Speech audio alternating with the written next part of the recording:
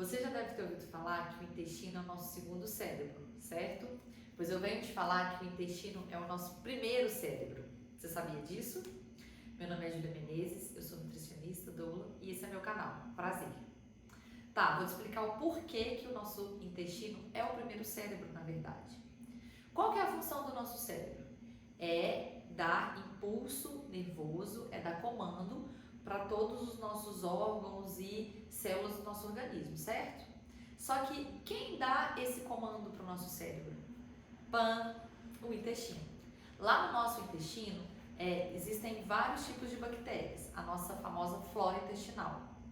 Essa flora intestinal ela pode ser tanto colonizada de bactérias boas, que trazem muita saúde, muitos neurotransmissores e hormônios que regulam todo o nosso metabolismo de forma saudável, mas também, a depender do nosso estilo de vida, ele pode ser colonizado por bactérias ruins, bactérias essas que trazem mais chances de ter doenças, mais indisposição, mais cansaço, mais morte de células, enfim, atrapalha o nosso metabolismo, deixa esse nosso metabolismo mais doente. E as células do nosso intestino, elas estão ali por causa de alguns fatores. Um deles é como que foi a nossa janela de oportunidade. Eu já deixei vídeo aqui no canal para falar dessa janela. A janela de oportunidade, elas são uma série de práticas e cuidados que a gestante, no caso a nossa mãe, teve desde o início da gestação até depois que a gente nasceu, que o bebê nasce, até 2 anos de vida. Tudo que acontece nesse período até 2 anos de idade vai favorecer ou não ter bactérias boas ou bactérias ruins dentro do nosso intestino. E claro, depois que a gente nascer, outros fatores que modulam essas bactérias é o nosso estilo de vida. Então, alimentação, atividade física, sono, cuidado psicossocial, tudo isso vai favorecer a gente ter bactérias boas ou ruins dentro do nosso intestino. E gente, a nossa alimentação é um dos fatores principais da modulação dessas bactérias.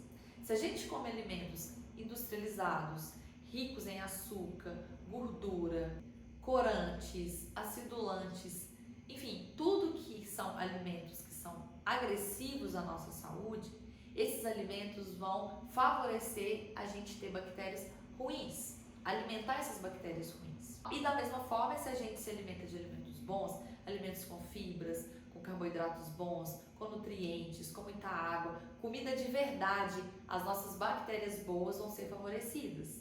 Então, a nossa alimentação, a nossa saúde intestinal é o que comanda, na verdade, o nosso metabolismo.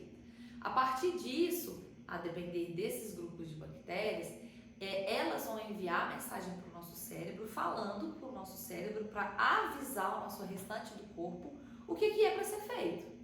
Então, eu costumo sempre falar que se você é uma pessoa que tem pensamentos negativos, pensamentos ruins, que tem muita compulsão por determinado alimento que não é muito adequado, muito saudável, é uma pessoa que tem muita confusão mental, enfim, que a vida está um caos, provavelmente são as suas bactérias que estão enviando mensagem para o seu cérebro ter esse tipo de comportamento no organismo.